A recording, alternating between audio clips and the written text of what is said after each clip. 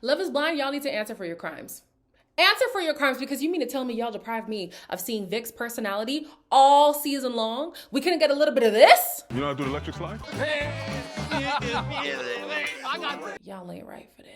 Hello, everybody. Welcome back to my channel. My name is Queenie. For those who don't know me, reviewing Love is Blind, Season 10, Episode 12. Before I get into it, please make sure to like this video, subscribe, hit the bell, hype the video, and leave a comment down below. We pick up with Mike and Emma at the altar, and thank God, one of them is smart enough to say no. I do love you. I'm not ready to say I do. I want kids, and it's hard.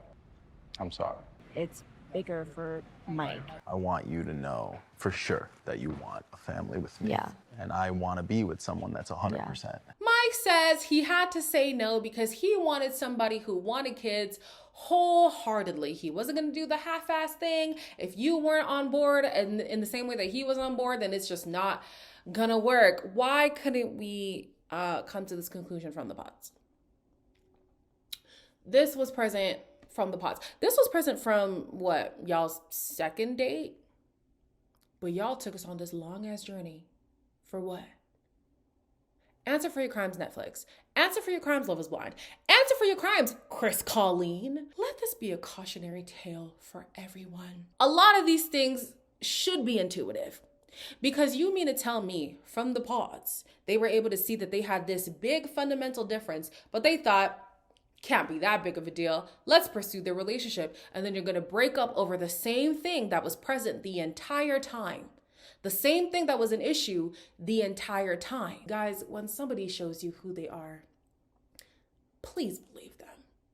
Just believe them. If I have a big fundamental difference with somebody and this means a lot to me, I probably shouldn't pursue this relationship. That doesn't take a lot to figure out. Emma, in response to why she said yes, says, I just couldn't say no.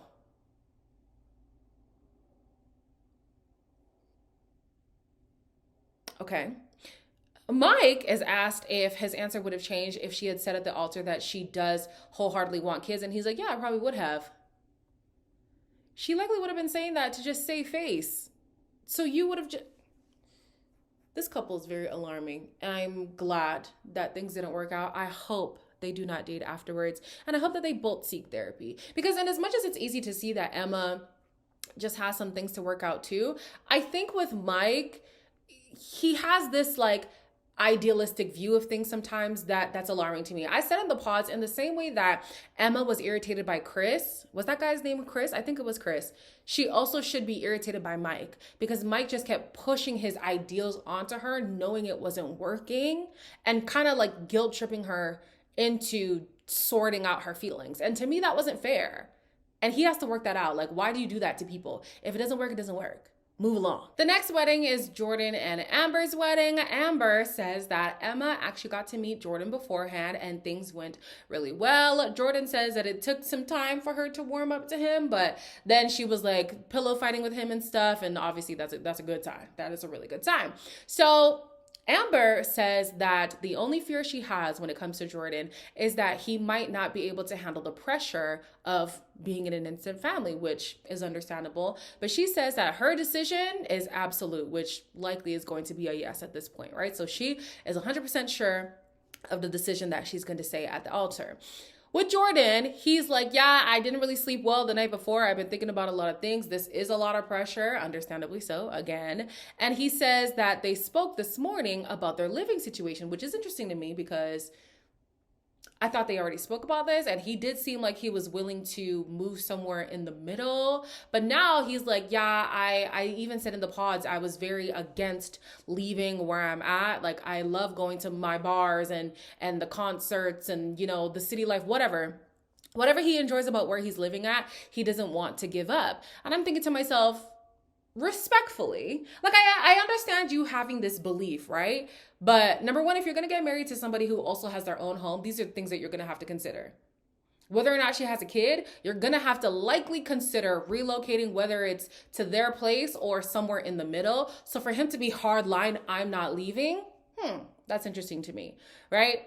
But then if you are continuing to pursue a relationship with somebody who has a child, the assumption is that the living compromise is going to be on your side.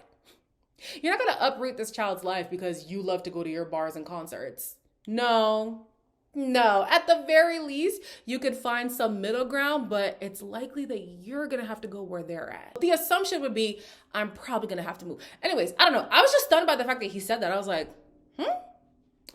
Anyways, after we get the shock out of our system from seeing this big ass extra large bump it from Amber, we see Emma. She's so cute. She's gonna be the flower girl for the wedding. I'm like, oh, this is cute, right? As Amber is about to walk down the aisle, her brother chooses this opportunity to say, you know what? I don't even think he's gonna say yes. Jordan is a good guy. Sounds to me like he really likes you. I fucking hope. Yeah. Personally expecting this not to go through. Maybe he wants more time. You guys both say yes. It will genuinely be a huge shock to me. I'm understanding either way though. I would kick my brother out. Because you want to say this right now? You want to say this when my makeup is done, my hair is done, up to the gods. My dress is on, I'm ready to walk down the aisle, and you're going to say, yeah, I think your man is going to say no. This man that I love, you think he's going to say no? Whether you're right or wrong, this is not the time. Like, you had ample time to give me your concerns well before I'm about to walk down to my husband. Like, what? Well, potential husband. No, that would have pissed me off. I'm sorry, it would have pissed me off. So we cut to the wedding. Emma's walking down the aisle. You guys, you cannot tell me Emma's not Jordan's child. This girl looks like he spit her out. I do. I have a lot going on. Understand if there's any doubts. I want to follow my heart and say that I do. Your answer is? I do. I feel very certain. Mr. and Mrs. Jordan and Amber Faith. The whale was so concerned because Jordan's vows were very short. He was basically like, yeah, we put a lot of effort in this and I'm glad it's you. That's it? That doesn't sound like the vows you'd want to say when you're about to tie the knot with somebody, right? So then Amber is asked, well, you know, do you, yes or no? And she's like, I do, but I understand if you have some reservations. Guys, again, we're about to tie the knot. These are the things you want to say. These are the things you want documented as your official wedding video. Like, whoa. We would need a redo because this is crazy. But he says, I do. In an interesting way. The whole room was stunned. Even the officiant had to ask again, like, wait, what's your answer? And he's like, yeah, I do. Oh, okay. As shocked as I am to see him say yes, from the pods, I don't know if you guys would remember, I said that he was the only person alongside Vic who was able to say things about his partner that he loves that had nothing to do with him. It had everything to do with the partner. You are this amazing person, and these are the reasons why I love you. So from that, I never doubted his love for Amber. I just doubted his readiness for the instant family of it all, right? So I loved to see this whole, guys, when the daughter started crying, I lost it. And then they cut to them as a little family, and it was really cute. I'm really happy for them. I hope they're still together because in the preview, Amber's walking off stage.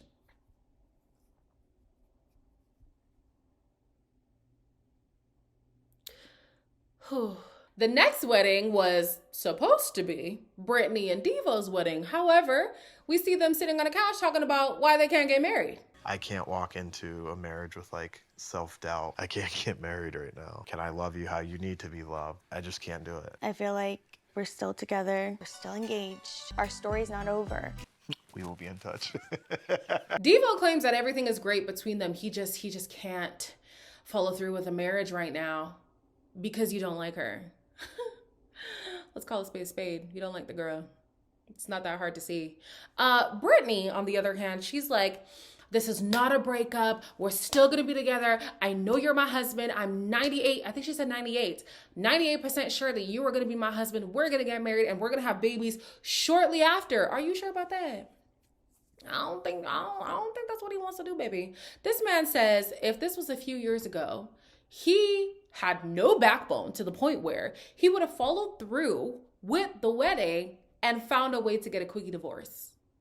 So when Miss Girl was concerned that you were doing the whole prenup thing because you were trying to find an escape route, clearly she was right when it comes to you specifically. It looks like you were looking for a way out after potentially saying yes to this girl because you're not 100% sold on this girl. So then he's going to say something that I actually do agree with.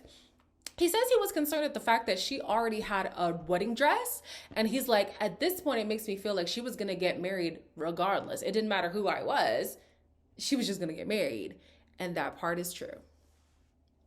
That part is true. Like I said, she says that it's an act of faith, but faith and delusion look quite similar. I think you were delusional. I think you are delusional regarding your feelings for Devo, regarding Devo's feelings for you, and how compatible you guys are, because she tells on herself all the time that she's not happy, but she's choosing to accept the bare minimum because at least she's going to be a wife. Girl, what? No, this man doesn't like you, and you know that.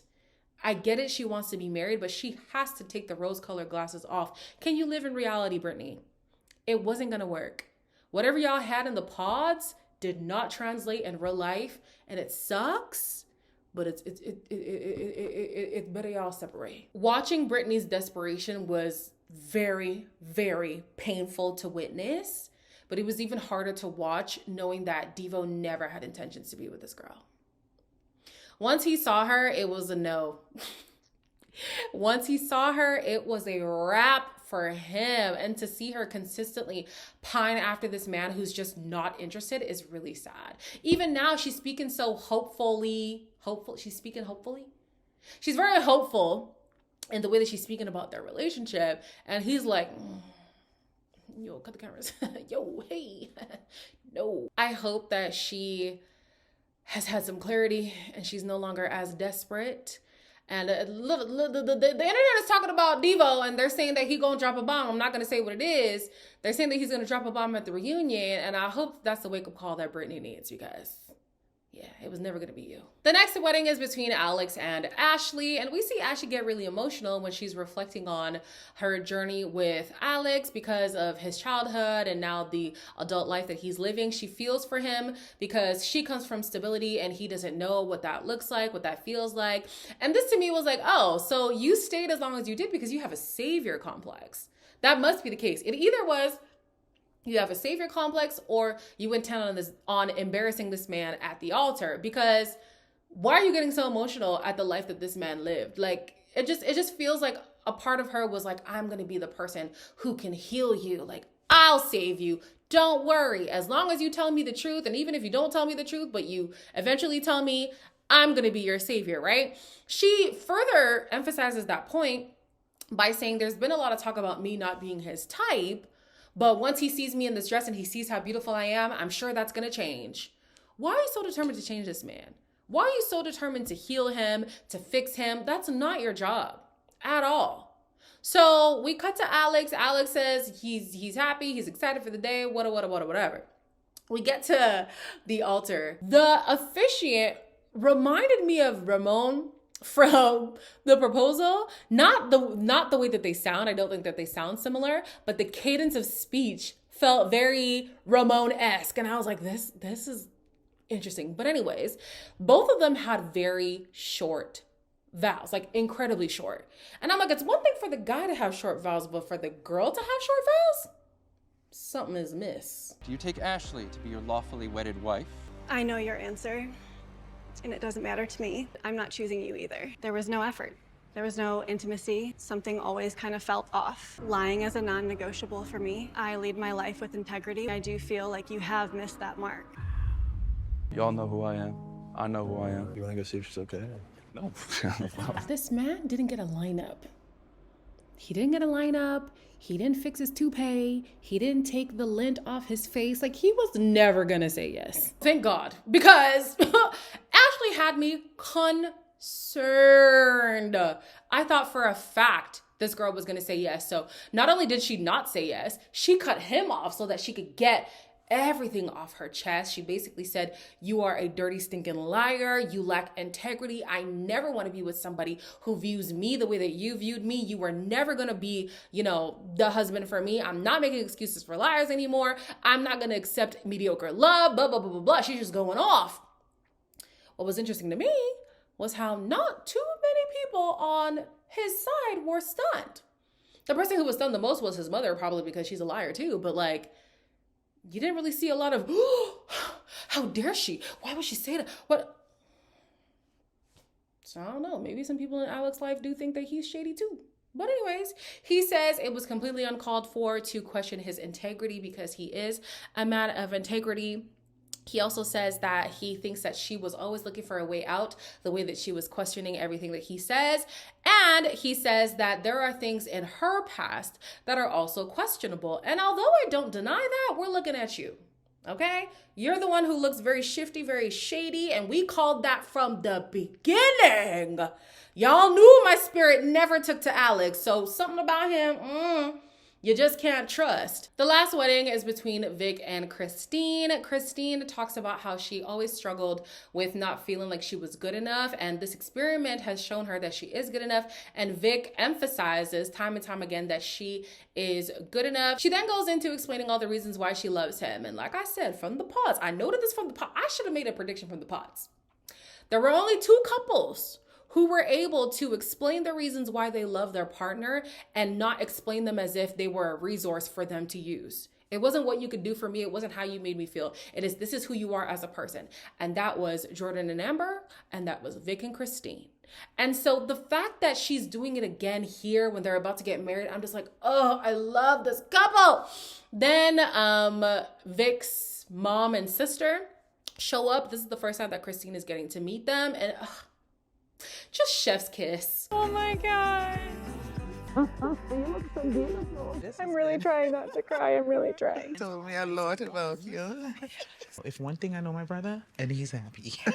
So happy. I always want him to find something. I'm not as nervous anymore. I love this couple. They are so real. They are so genuine. At least I really do hope so. I was skeptical because the way that the show didn't show them, I was thinking either a ball's gonna drop, some kind of scandal is gonna happen after the fact, or they're just gonna say no, right? So to see them this much, this is the first time we've seen so much of them, and to see how genuine they are, I love it. She had written the mom a letter because she was like, I am going to be overcome with emotions and I'm not going to have the time to say what I want to say. So here is the letter. Please read it like on your own privately. Loved that. I love that Christine gave Vic a gift that he didn't want to talk about. He was like, no, this is between me and my wife. I said, oh, yeah, I love that. And on top of everything, the officiant of the wedding was Vic's sister.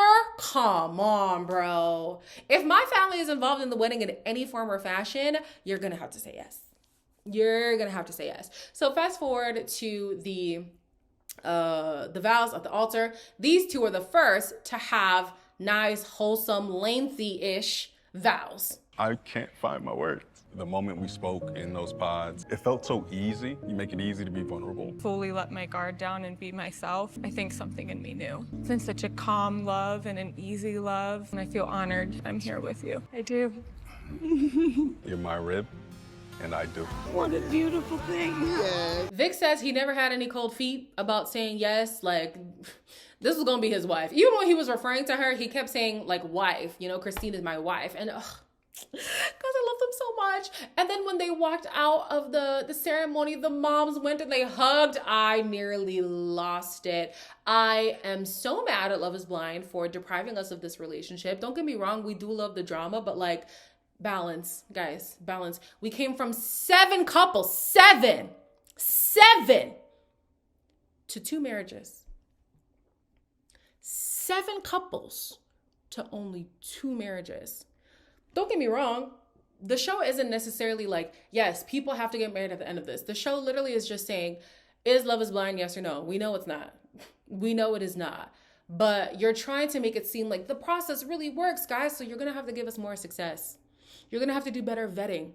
Maybe bring in counselors too for these relationships, because I feel like some people would have been able to either pick out the red flags or sort out their issues if they had some kind of intervention, if they had a middleman or something. But anyways, I'm happy for the couples that got married. Those are the people who I would have placed my bets on the most. Oh, I did place bets. I thought that Vic and Christine were going to get married, and then my possible was Jordan and Amber. So I was correct. Okay. In the final monologues, Mike says he got the impression that Emma would never want the responsibility of taking care of a child. When did you have that epiphany? Because we got that early on.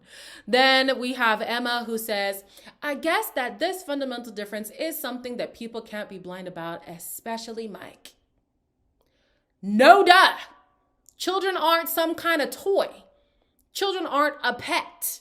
Children are fully fledged human beings that you are responsible for. It's a big deal. Mike aside. It should be a big deal to you too, girl. But okay. Alex says he's pleased in himself and he has no regrets. However, physical attraction is still very important to him. You're basically telling us that it was always going to be a no, but okay. Ashley says she now knows what she does and does not want, and she refuses to settle for mediocre love, and being with Alex was going to be a mediocre relationship. Then we see a preview of the reunion. I was shocked to see that Cameron was in the crowd. You know how they feel about Love is Blind. So, okay, maybe they're fixing their relationship. I was interested to see that Alexis was in the crowd because she went through her divorce not too long ago. You know, it's not looking too clean. It's looking a little bit messy, but she still showed up. I was like, wow. And then, yeah, Amber storms out. It looked like Devo didn't have too much to say. It looked like Alex is still skirting around the issue. And Man Chris looks so different. Like, Chris looks so different. What's going on?